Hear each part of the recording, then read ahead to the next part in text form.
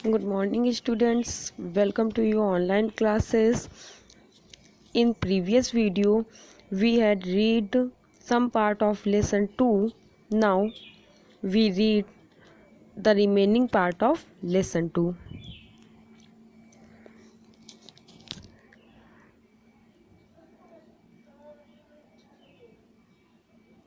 We read about the soil. Now, we read about water. Water is a whittle renewable natural resource. Water एक बहुत important renewable resource है, मतलब जो renew किया जा सकता है। रिन्यू कैसे होता है? जैसे कि आज जो जल है लैंड के अंदर पाया जाता है वो ख़त्म होता जा रहा हम लोगों के यूज़ से है, तो वो ख़त्म हो रहा है और उसको रिन्यू किया जा सकता है कि जब बारिश होती है तो बारिश में हम लोग उस वाटर को रेनिंग वाटर को सेव करके हार्वेस्टिंग, जो रेन वाटर हार्वेस्टिंग होती है उसके थ्रू सेव करके, और जितनी ज़्यादा कच्ची रोड कच्ची ज़मीन होती है उसके थ्रू पानी ज़मीन के अंदर जाता है इस तरीके से। तो वाटर को और वाटर का यूज़ कम करके, जैसे घर में हम लोग गाड़ियों को धुलते हैं और कपड़े धुलते हैं, बहुत सारा पानी ज़बरदस्ती का वेस्ट होता है। तो पानी के यूज़ करने के तरीक़ों को चेंज करके घर में अगर हम लोगों ने कपड़े धुले हैं तो उसके पानी को जाके हम लोग बगीचों में इधर उधर डाल सकते हैं, जिससे कि एक्स्ट्रा पानी हमें पौधों में ना डालना पड़े, बहुत केमिकल वाला पानी ना डालें। और भी बहुत सारा जो पानी गंदा निकलता है जगहों से उसको साफ़ करके और उसको अलग तरीके से ऐसे ही यूज़ कर सकते हैं। तो वाटर को यूज़ करने के बहुत सारे तरीके हैं जो हम लोग अपना यूज़ उसका चेंज कर सकते हैं। दिया है 3/4 of the earth surface is covered with water. अर्थ की 3/4 सरफेस जो है वो वाटर से कवर्ड है। It is therefore appropriately called the water planet, इसीलिए इसे वाटर प्लैनेट भी कहते हैं। It was in primitive ocean that life began almost 3.5 billion years ago. About 3.5 billion years ago हम ये कह सकते हैं कि ओशियन से ही हमारी लाइफ स्टार्ट हुई थी। Even today, the ocean cover 2/3 of the Earth's surface and support a rich variety of plant and animal life। जबकि आज के टाइम पे ओशियन 2/3 पार्ट अर्थ सरफेस का कवर किए हुए हैं और बहुत सारे प्लांट्स और एनिमल्स को लाइफ को सपोर्ट कर रहे हैं। The ocean water is however saline and not fit for human consumption.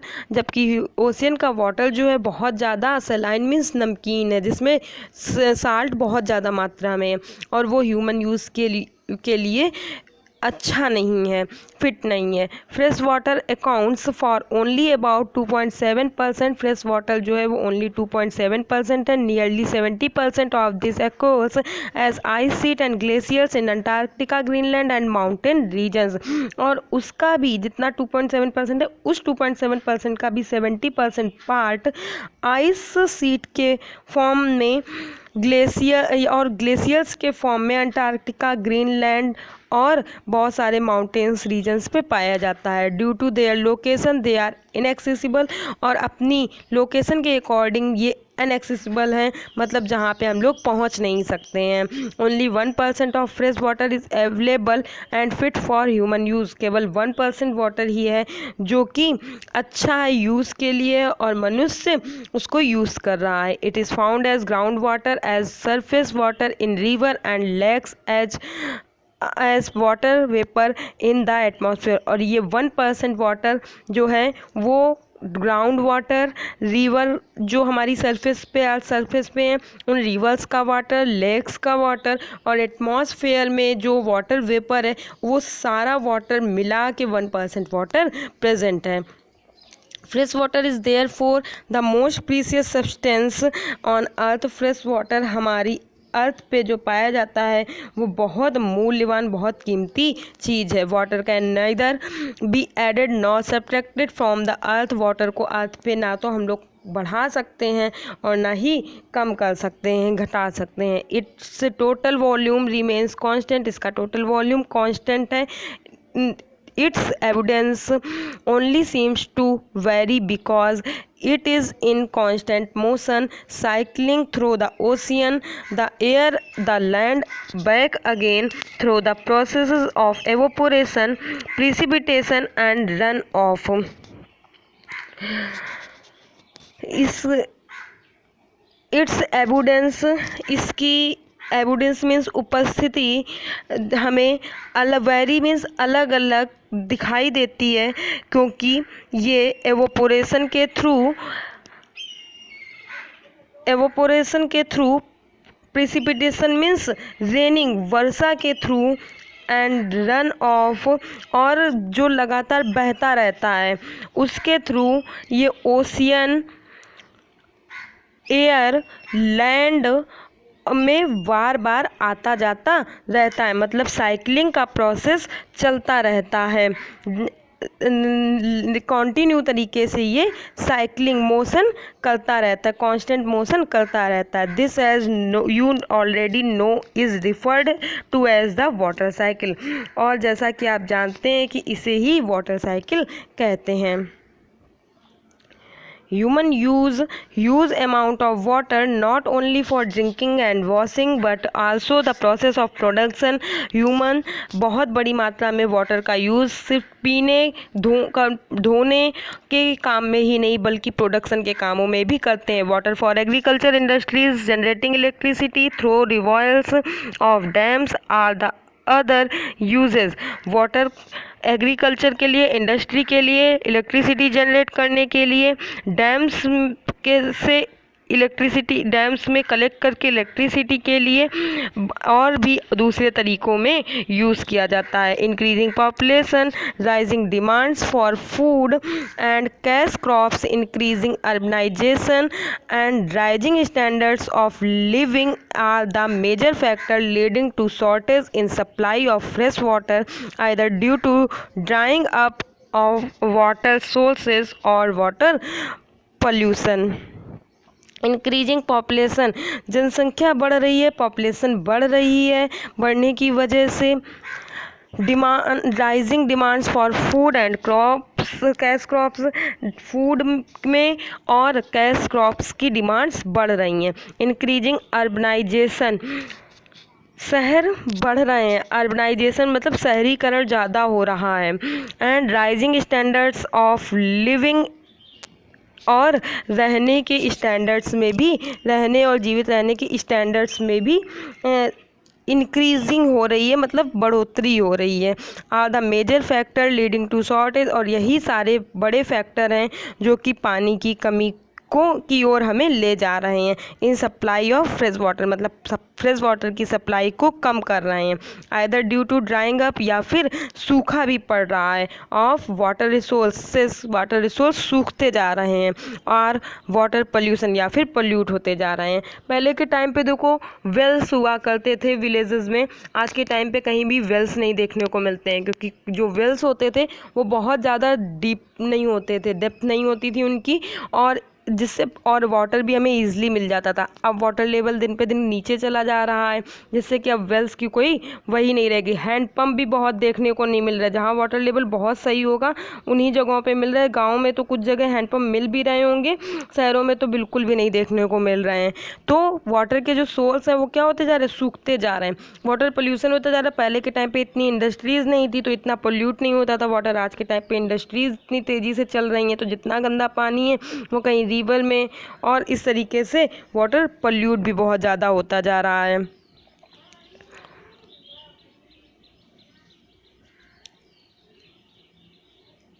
ऊपर दिया था इन 1975 the consumption of water for human use was 3850 cu kilometre per year.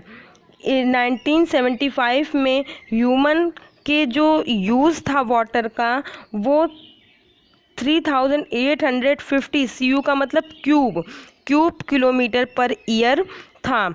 It sold to more than 6000 CU kilometre per year in the year 2000 और 2000 में ये use बढ़ के 6000 cube kilometre per year हो गया।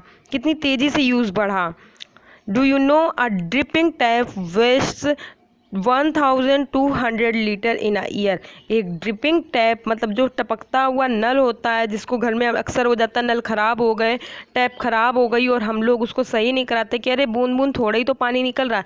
अगर वो लगातार टपकता रहे तो उससे एक साल में 1200 लीटर पानी वेस्ट होता है। Activity: an average urban Indian uses about 135 liters of water every day. कैसे? ड्रिंकिंग लीटर पर पर्सन पर डे दिया है, ड्रिंकिंग 3 लीटर, कुकिंग में 4 लीटर। कुकिंग में बहुत सारी चीज़ आती है, हम लोग आटा गूंथते हैं, सब्जी बनाते हैं, तो चाय बनाते हैं, बहुत सारी चीज़ों में पानी यूज़ होता है, तो 4 litre. Bathing 20 litre, flushing 40 litre, washing clothes 40 litre, washing utensils 20 litre, gardening 23 litre. ये एक एवरेज दिया है, हो सकता है किसी का थोड़ा बहुत कम होता हो और किसी का ज़्यादा होता हो, लेकिन उस ज़्यादा कम के एवरेज को बराबर करके एक लिमिटेड मात्रा ऐसे एवरेज में निकाल दी गई है कि लगभग इतना सबके यहाँ यूज़ ही होता है। और इन सबका टोटल किया गया तो 135 लीटर पर डे पर पर्सन, मतलब एक पर्सन, और हमारी सोचो पॉपुलेशन कितनी है तो कितना वाटर यूज़ होता होगा। Can you suggest some ways to bring down this use. क्या आप कुछ वे इस सजेस्ट कर सकते हैं जिससे इसके यूज़ को कम किया जा सके। दिया, do you know, have you ever heard about a water market. क्या आपने कभी भी वाटर मार्केट के बारे में सुना है। Amreli city in Saurashtra region with a population of 1.25 lakh is completely dependent on purchasing water from the nearby talukas. Saurashtra के अमरेली सिटी में 1.25 लाख पॉपुलेशन है जो कि पूरी तरीके से डिपेंड है आसपास के तालुकास से वाटर खरीदने के लिए, मतलब तालुकास मीन्स जहाँ जहाँ उनका संपर्क है ऐसी जगहों से। दिया है problem of water ability. Water ability की क्या क्या प्रॉब्लम्स हैं। There is scarcity of water in many region of the world. World के बहुत सारे रीजन्स में वाटर स्कार्सिटी मीन्स जल की कमी होती जा रही है। Most of Africa, West Asia, South Asia, part of western USA, north west Mexico, part of South America and entire Australia are facing shortage in fresh water supply. इन सारी countries में क्या है, वाटर शॉर्टेज बहुत ज़्यादा हो गई। ये सारी कंट्रीज़ वाटर सप्लाई की शॉर्टेज को फेस कर रही हैं। Countries located in climatic zone most susceptible to dot face great problem of water scarcity. ये कंट्रीज़ ऐसी कंट्रीज़ हैं जहाँ जो क्लाइमेटिक जोन में आती हैं और उसके बाद भी वहाँ पे अक्सर सूखा पड़ता है। Thus water shortage may be consequence of variation in seasonal और एनुअल प्रेसिपिटेशन और the scarcity is caused by over exploitation and contamination of water source. ये जो वाटर स्कार्सिटी की प्रॉब्लम है ये लगातार हमारी सीजनल और एनुअल दोनों तरीक़ों से चल रही है। सीजनल और एनुअल अलग अलग टाइम पे अलग अलग तरीके से हो रही है, जिससे कि हम ज़्यादा से ज़्यादा जो वाटर यूज़ करते हैं और साथ ही में जितने सोर्स हैं वाटर के उनको पल्यूट करते हैं, इसकी वजह से भी ये वाटर स्कार्सिटी बढ़ रही है। कंजर्वेशन ऑफ वाटर, वाटर को कैसे कंजर्व कर सकते हैं। Excess water resource, access to clean and adequate water resource is a major problem facing the world today. आज पूरा वर्ल्ड बहुत बड़ी प्रॉब्लम फेस कर रहा है क्लीन और एडिक्वेट मीन्स पर्याप्त, इनफ मात्रा में वाटर को पाने के लिए। Steps have to be taken to conserve this dwelling resource, इसलिए हमें इस ड्वेलिंग मीन्स नष्ट होते हुए, ख़त्म होते हुए रिसोर्स को बचाने के लिए कुछ स्टेप्स लेने चाहिए। Even though water is a renewable resource, its over use and population make to unfit for use, जबकि वाटर एक रिन्यूएबल रिसोर्स है लेकिन फिर भी इसका ज़रूरत से ज़्यादा यूज़ और पोल्यूशन इसको अनफिट कर रहे हैं। डिस्चार्ज ऑफ अनट्रीटेड और partly treated sewage, agricultural chemicals and industrial effluents in water bodies are major contaminants. Discharge और अनट्रीटेड और पार्टली ट्रीटेड सीवेज मतलब गंदा पानी, नाले नालियों का गंदा पानी, जितना सीवेज बहुत ज़्यादा गंदा पानी, वो चाहे पूरी तरीके से हो या पार्टली हो, कुछ पार्ट हो उसका। एग्रीकल्चरल केमिकल्स, एग्रीकल्चर से निकलने वाले केमिकल का पानी। इंडस्ट्रियल इफ्लुएंस मीन्स इंडस्ट्री से निकलने वाला गंदा पानी, ये सब हमारी वाटर बॉडीज़ में जा रहा है और जो कि उसे ज़रूरत से ज़्यादा इफ़ेक्टेड कर रहा है। They pollute water with nitrates, metals and pesticides, ये वाटर को नाइट्रेट्स के थ्रू, मेटल्स के थ्रू और पेस्टिसाइड मीन्स कीटनाशक के थ्रू पल्यूट कर रहा है। Most of these chemicals being non-biodegradable reach human bodies through water. Most of these chemicals, in chemicals में ज़्यादातर जो हैं वो ऐसे केमिकल्स हैं जो नॉन बायोडिग्रेडेबल है, मीन्स जिनको चेंज नहीं किया जा सकता, बदला नहीं जा सकता और ये ह्यूमन बॉडीज़ में पहुंच रहे हैं। Water pollution can be controlled by treating these effluents suitably before releasing them in water bodies. Water pollution को हम लोग कम कर सकते हैं कि हम लोग जब वाटर बॉडीज़ में इस पानी को छोड़ते हैं, मतलब नदियों में, कहीं झीलों में ऐसा गंदा पानी बहाने से पहले उसे ट्रीट कर सकें, उसको साफ़ कर सकें और साफ़ करने के बाद उसको हम लोग ऐसी बॉडीज़ में छोड़ें तो पोल्यूशन को कम किया जा सकता है। Forest and other vegetation cover slow the surface run of and replenish underground water. Forest और जो दूसरी वेजिटेशन हैं वो सरफेस से बहने वाले वाटर को के स्पीड को कम करती हैं, कवर करती हैं एंड रिप्लेनिश अंडरग्राउंड वाटर, और साथ ही में उसको अंडरग्राउंड होने में हेल्प करती हैं। मतलब अगर हमारी वेजिटेशन लगी है तो पेड़ पौधों की जड़ों के थ्रू वो क्या होता है, पानी सतह का, सरफेस का इधर उधर बह के नहीं जाने पाता है बल्कि हमारी अर्थ के अंदर जाता है, ग्राउंड के अंदर जाता है। Water harvesting is another method to save surface run of.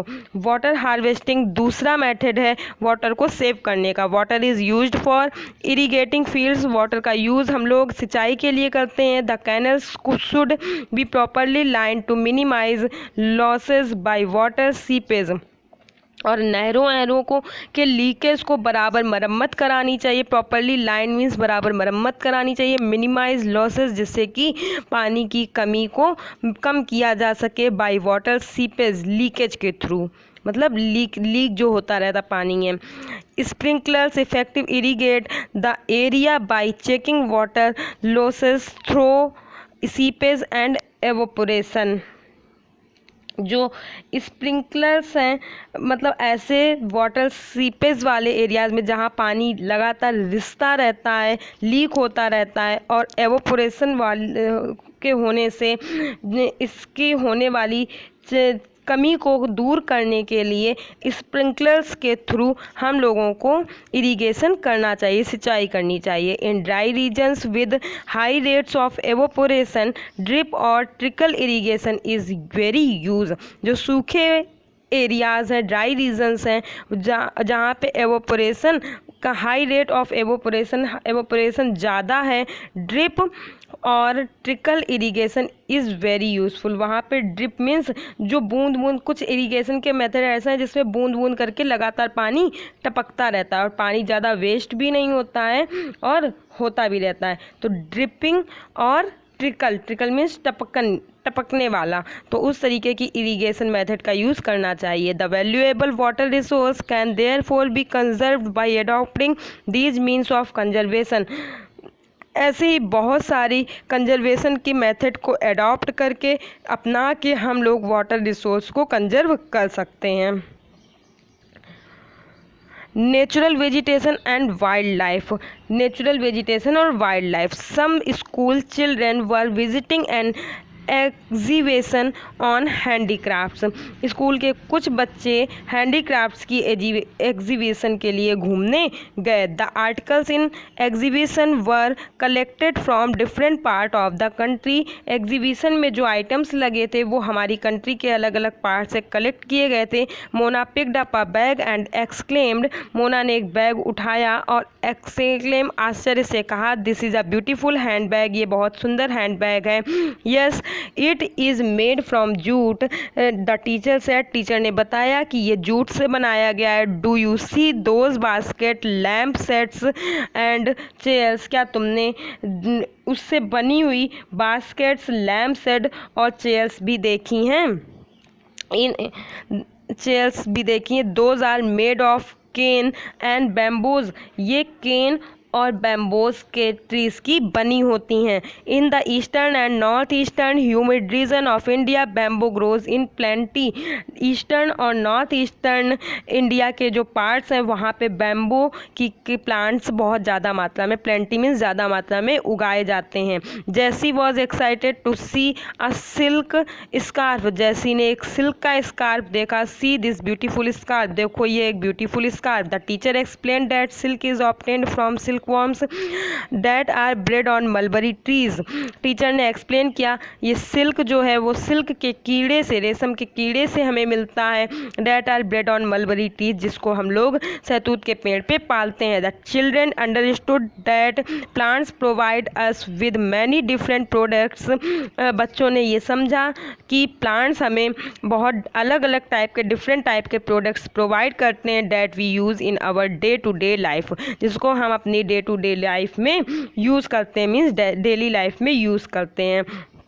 Natural vegetation and wildlife exist only in narrow zone of contact between the lithosphere, hydrosphere and atmosphere that we call biosphere। Natural vegetation and wild life जो कि हमारे nature के एक छोटे से zone में, जो हमारे लिथोस्फेयर, हाइड्रोस्फेयर, एटमॉस्फेयर के बीच में नैरो सा जोन है, वहाँ पाई जाती है, बायोस्फेयर कहलाती है। In the biosphere, living beings are interrelated and interdependent on each other for survival। Biosphere में लिविंग बींग्स एक दूसरे से रिलेटेड हैं और एक दूसरे पर डिपेंडेंट हैं अपने जीवन के लिए, सर्वाइव करने के लिए। This life supporting system is known as ecosystem. और यही लाइफ सपोर्टिंग सिस्टम इकोसिस्टम कहलाता है। Ecosystem is a system that is inter relate और interdependent to living beings to each other. मतलब जो इकोसिस्टम एक ऐसा सिस्टम है जो कि लिविंग बींग्स को इंटर रिलेट और इंटर डिपेंडेंट करता है एक दूसरे के ऊपर फॉर सर्वाइव के लिए। वेजिटेशन एंड वाइल्ड लाइफ और वैल्यूएबल रिसोर्स। वेजिटेशन और वाइल्ड लाइफ एक वैल्यूएबल रिसोर्स हैं। Plants provide us with timber, gives shelter to animal, produce oxygen we breathe, protect soil so essential for growing crops, act as shelter belts, help in shortage of underground water, give us fruit, nuts, latex, turpine oil, gum, medicinal plant and also the paper that is so essential for your studies। Plants provide us with timber. Plants हमें timber means लकड़ी देते हैं। Gives shelter to animals, animals को रहने के लिए shelters जगह देते हैं। प्रोड्यूस ऑक्सीजन वी ब्रीथ, हमें ऑक्सीजन देते हैं जिससे हम सांस लेते हैं। Protect soil so essential for growing crops, soil को प्रोटेक्ट करके रखते हैं जो कि क्रॉप्स ग्रोइंग के लिए इसेंशियल है। एक्ट एज शेल्टर बेल्ट्स, और हमारे लिए शेल्टर बेल्ट्स का वर्क करते हैं, मतलब रहने का काम, रहने के लिए ज़मीन देते हैं। Help in shortage of underground water, underground water में होने वाली कमी को दूर करने का काम करते हैं। कैसे दूर करते हैं? उनकी जड़ों के थ्रू अंडरग्राउंड में वाटर पहुंचता है इस तरीके से। Gives us fruits nuts latex turpine oil, और साथ ही में हमें fruits nuts latex turpine oil, और turpine oil means turpentine oil means तारपीन का तेल, गम मेडिसिनल प्लांट्स, और साथ ही में पेपर भी देते हैं। It is essential for our study, जो कि हमारी स्टडी के लिए इम्पोर्टेंट है। There are innumerable usages of plants and you can add some more, ऐसे ही बहुत सारे इनन्यूमरेबल मीन्स जिनकी काउंटिंग हम लोग नहीं कर सकते यूज़ हैं प्लांट्स के, और हम लोग उसमें और भी चीज़ें जोड़ सकते हैं। इसमें तो कुछ एग्जांपल्स दिए थे, हम लोग और भी एग्जांपल्स बता सकते हैं। दिया, do you know vulture in the Indian subcontinent were dying of kidney failure shortly after scavenging livestock treated with diclofenac, a painkiller that is similar to aspirin or ibuprofen. Efforts are on to ban the drug for livestock use and bred vultures in captivity.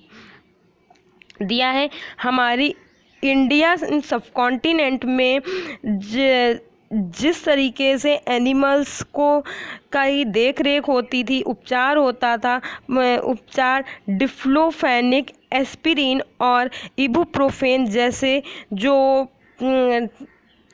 हमारी medicines use होती थी, pain killers use होती थी, उनकी वजह से जो vultures थे उनकी किडनी ख़राब हो गई और उन लोगों की डेथ हो गई। जो हम लोग एनिमल्स पे ऐसी मेडिसिन्स का यूज़ करते हैं, उन मेडिसिन्स को क्या किया गया? बैन कर दिया गया, रोक लगा दी गई। और ये लगातार कोशिश की जा रही है कि जिन जगहों पे वल्चर्स आज भी हैं उनको सेव किया जा सके और उनकी नंबर्स को बढ़ाया जा सके। Wildlife includes animals, birds, insects as well as the aquatic life forms. Wildlife, birds, animals और इंसेक्ट्स जो, और साथ ही में एक्वेटिक लाइफ मीन्स जो पानी में रहते हैं उनको मिला के बनती है। Then they provide us milk meat hides and wools, ये हमें milk meat hides means skin और वूल प्रोवाइड कराते हैं। Insects like bees provide us honey, help in pollination for flowers and have an important role to play as decompose in the ecosystem. Insects कुछ हैं जैसे कि B हमें Honey provide कराती है, help in pollination of flowers के pollination में भी हेल्प करती है, and have an important role to play as decomposer in the ecosystem, और ये हमारे इकोसिस्टम में डिकम्पोज़र का रोल भी प्ले कर। The birds feed on insects and act as decomposer as well, birds जो हैं वो अपने भोजन के लिए इंसेक्ट्स पर डिपेंडेंट हैं और साथ ही में वो भी डिकम्पोज़र का काम करती है। डिकम्पोज़र मतलब एक चीज़ को दूसरी चीज़ में, जैसे जो सड़ जाते हैं, जो जीव मरने के बाद जिनकी डेथ हो जाती है और वो सड़ गल जाते हैं, उनको डिकम्पोज करके मतलब ऐसे पार्ट्स में डिवाइड कर देती हैं जिससे कि वो हमारी सॉइल में मिल जाते हैं। Vulture due to its ability to feed on dead livestock is a scavenger and considered a vital cleanser of the environment. Vulture जो हैं वो डेड एनिमल्स को खाने का काम करते थे और हमारी जो इन्वायरमेंट के एक एक्सकेवेंजर थे, एक ऐसे विटॉल क्लींजर ऑफ एनवायरनमेंट, और साथ ही में हमारे एनवायरनमेंट को साफ़ सुथरा रखने के लिए का भी काम करते थे। क्लीनर थे, अगर कहीं डेड बॉडी पड़ी होती तो वो सब खा पी के ख़त्म कर देते। पहले बहुत गिद्ध हम लोगों को देखने को मिलते थे, आज के टाइम पे गिद्ध नहीं मिल रहे हैं, क्योंकि जो हम लोग जितनी भी पेन किलर्स यूज़ करते थे वो इनकी किडनी को क्या करती थी, ख़राब करती थी। So animals big or small all are integral to maintaining balance in the ecosystem। इसलिए बड़ा एनिमल हो या कोई भी छोटा एनिमल हो, वो हमारे इकोसिस्टम को बैलेंस करने के लिए हर एनिमल इम्पॉर्टेंट किसी ना किसी तरीके से है। So now the remaining part we read in the next video, part 3। Thank you class, thank you very much।